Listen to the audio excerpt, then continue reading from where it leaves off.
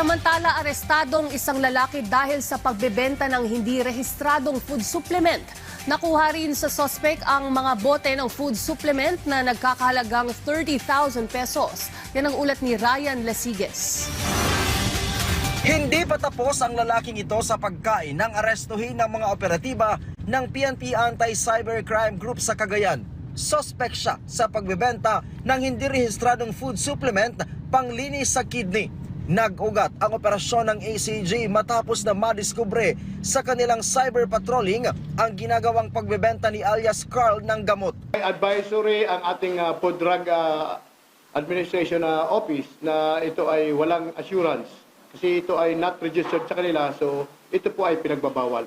So kailangan natin aksyonan ito kasi ito ay para sa kalusugan ng ating taong bayan. So ito nga dahil hindi ito properly examined or registered sa FDA, so this will possibly cause injury and bad effects sa kalusugan ng tao.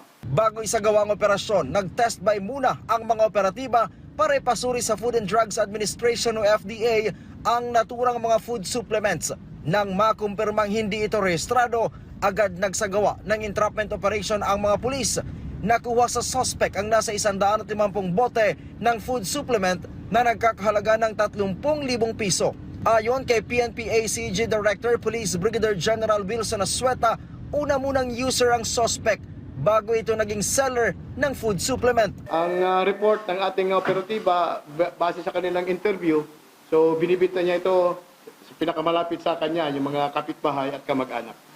So this will possibly, kasi binili rin online, so ito ay posibleng lumaganap sa iba't ibang lugar.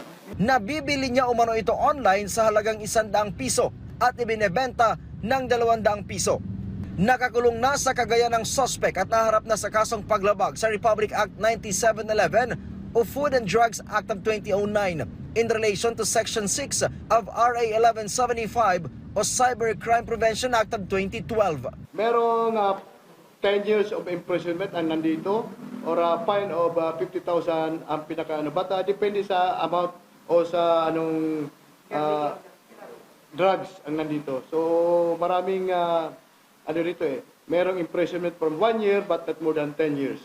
Naisailalim na rin ng suspect sa inquest proceedings. Sa panahong talamak na ang peke o hindi totoo, payo ng PNP ACG sa publiko, maniguro dahil imbis na mapaganda, baka ikay mapasama pa. Samantala tinutukoy na rin ng PNP ACG ang mismong supplier ng mga peking food supplements. Ryan Lasigues para sa Pambansang TV sa Bagong Pilipinas.